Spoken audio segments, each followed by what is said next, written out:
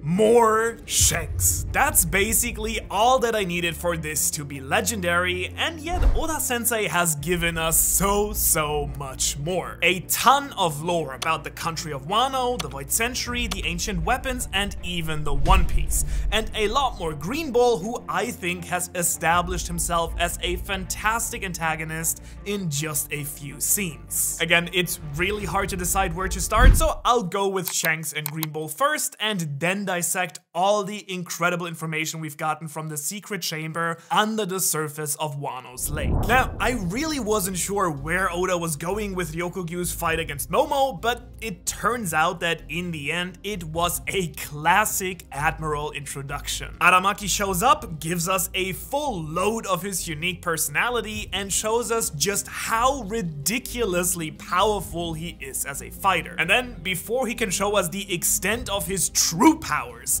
the fight is cut short and teases a major fight towards the end of the story. You'll probably remember that Oda-sensei introduced all of the admirals in exactly the same way. First, we had Aokiji, who showed that he was kind and compassionate towards the crew, giving them a taste of his power, yes, because he is after all a marine admiral, but in the end avoiding any serious harm towards Luffy and Robin, sparing them, and even giving them some advice before freezing over an entire ocean. And so we do know what type of person Aokiji is and what he's capable of, but it's way too early for any Straw Hat to fight on his level, including of course Luffy. Next we have Kizaru. He arrives on Sabaody with his lazy but surprisingly sharp attitude. We immediately understand that he is way more merciless than Aokiji, but also doesn't carry the same anger and ambition as Akainu does. He has an admittedly fantastic sense of humor and demonstrates his powers by taking out all of the assembled Supernova and Straw Hats,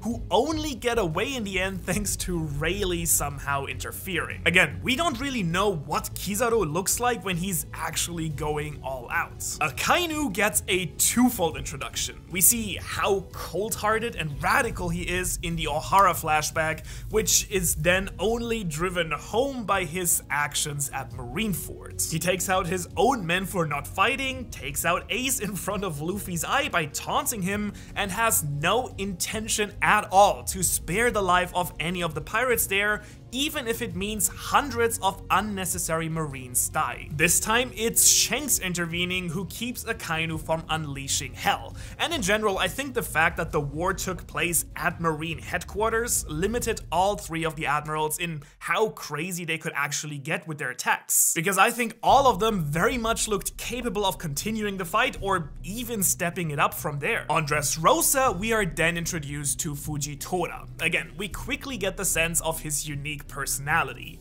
He's similar to Kizaru in his readiness to attack on a large scale, very emotional like Akainu, but overall seems to be a good and very compassionate person like Aokiji that really wants the best for the people of the world. He easily is the most scary fighter in the standoff with Doflamingo in Law, lets himself get stalled by Sabo, and gives us a hint for how powerful he actually is at the end of the arc when he effortlessly lifts the rubble of the entire island off the ground.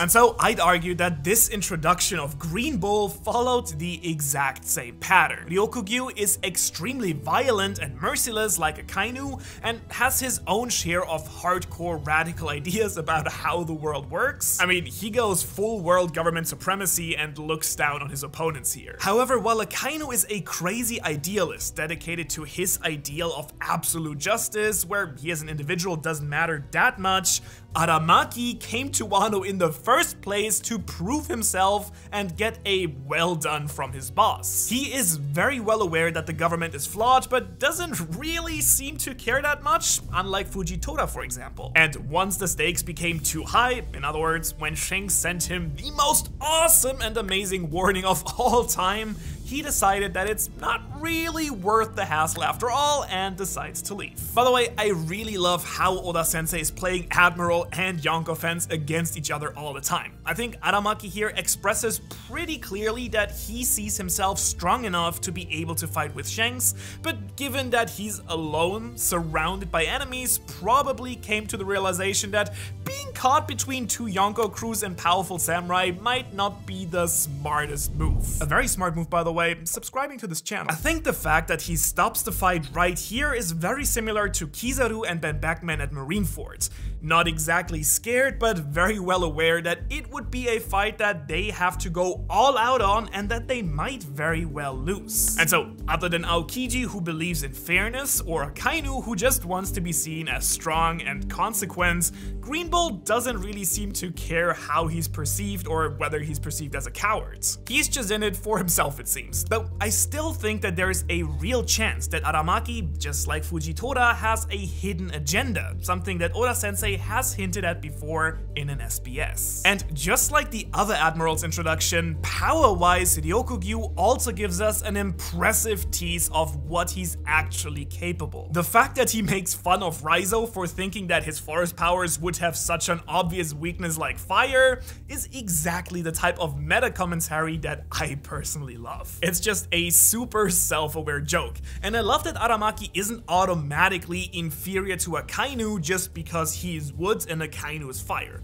It makes his powers even more awesome somehow than they already are. And even though Yamato and Momo land some serious hits on him, it seems really obvious that Aramaki isn't even serious yet at this point. And so, with all the admirals now fully introduced, I think the next time we will see them all together will be when we finally get to see all of them use their full power and go all out. In other words, all of them will change the landscape forever. Aokiji and Akainu have given us a taste of that on Punk Hazard, Ryokugyu has shown us how he changes the entire landscape of Wano passively, and Kizaru's light powers might very well be the secret behind Enies Lobby's Eternal Day. As for Fujitora, I have honestly no idea in what crazy way his fruit might change the environment around him. Maybe it was the gravity fruit that built the red line. Who knows? I've also heard the theory that it's actually not Fujitora himself who ate the gravity fruit, but his sword that he always uses to produce his powers. And now, if that were true, maybe Fujitora has eaten yet another Logia fruit that we're not even aware of yet. By the way, this just popped into my head, but in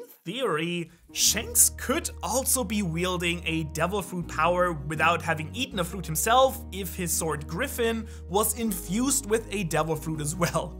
That would be truly wild. Then again, as he demonstrates quite nicely here, Shanks probably doesn't need a devil fruit power to be one of the most feared men in One Piece. I mean, I really think that any scene that we get with Shanks should be celebrated. Whenever this man appears, the tides of the story of One Piece shift and major things start to happen. Not only did Shanks just basically announce the race for the One Piece between the four Yonko, but he also made some serious statements of power and character here. Now, I do think that some people were annoyed that Shanks seemingly only has appeared in Wano to promote his upcoming movie that I, by the way, can't wait to buy the tickets for here in Japan. And honestly, I think it would be naive to think that the timing of all this is just mere coincidence, having 2 chapters with Shanks right before the movie drops. However, I highly doubt that Oda-sensei just threw Shanks, one of his key characters that he barely shows to us, into that mix to promote a non-canon movie.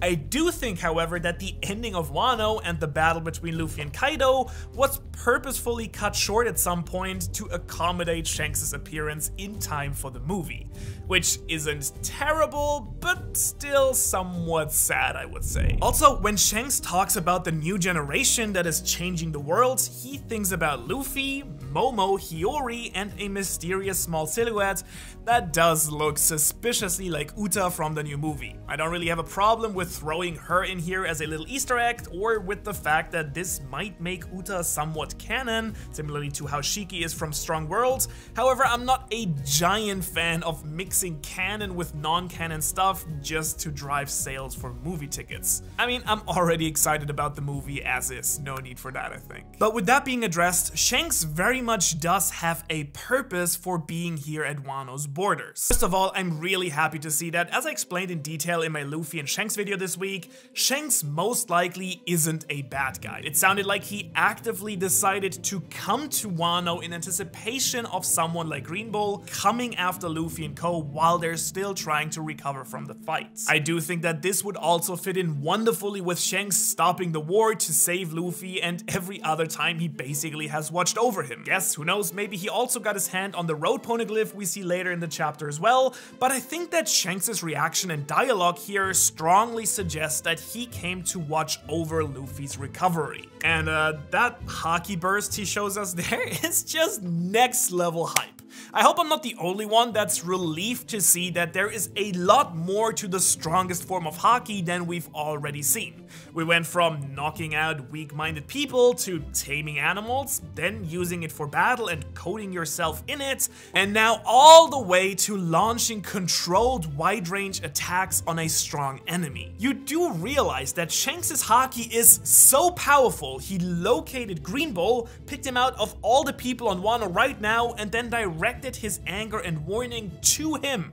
paralyzing and scaring an admiral. And as for how it works, I don't think this is telepathy as much as it's just projecting one's will. Just how characters can sense bloodlust, for example, Shanks' haki oozes his emotions and will. I kinda like to think about this as an inversion to Luffy's voice of all things. Luffy is so fine-tuned with his observation haki that he can tell exactly what a person's true intentions and emotions are. And Shanks seems to do the opposite, making his intentions clear to anyone he chooses to target. And that just makes me incredibly excited, especially because it plays into the idea that Luffy will still have to learn a lot of stuff from Shanks before he can face the final big baddies of the story. That, by the way, I have a video for you as well. There is still more to devil fruits and to haki that can be mastered. And of course, Luffy's reaction to Shanks is just pure gold. I also love that he, Jinbei, and Zoro were ready to jump in and help Momo at any moment. Of course, they would know something was going on. And really, it is such a cool group of the Straw Hats' top fighters, excluding of course Yamato, who is already with Momo. The Straw Hats at this point are just a real crew of monsters, and I can't wait to see everyone's bounties soon. But now let's finally talk about the crazy lore drop that we got this chapter. Robin and Law are taken to a secret passageway by the former shogun of Wano and Oden's father, Sukiyaki,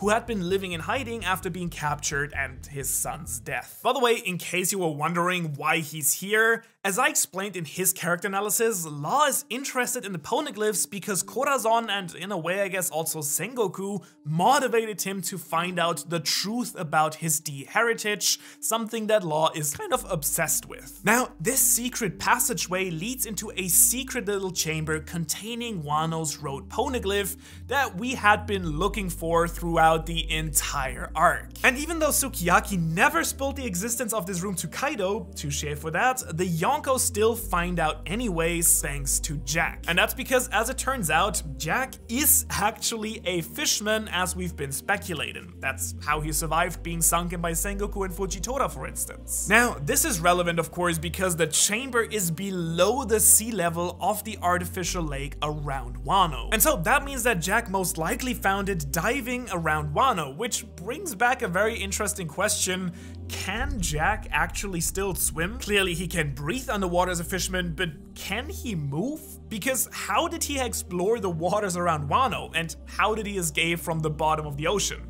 Very mysterious. And what that means is that the Straw Hats right now are officially in possession of 3 road poneglyphs. The one on Zou, the robbing of Big Moms, and this one. The only one missing is the one from Fishman Island, most likely in the possession of Shanks, as I explained in this video right here. That's a pretty big deal, I would say. But what's even more fascinating is that we see an entire ancient city hidden at the bottom of this lake, the original country of Wano. As it turns out, the strange geography of Wano is in fact artificial. The giant walls that come out of the ocean were erected by some unknown power that blocked Wano from the outside world 800 years ago. And so we now finally know that the borders of Wano were a very literal thing all along that needed to be opened. The resultant basin with the original country in it were then slowly flooded by rainwater over the next centuries until the water started spilling over the edges, resulting in the giant waterfalls that now you have to climb up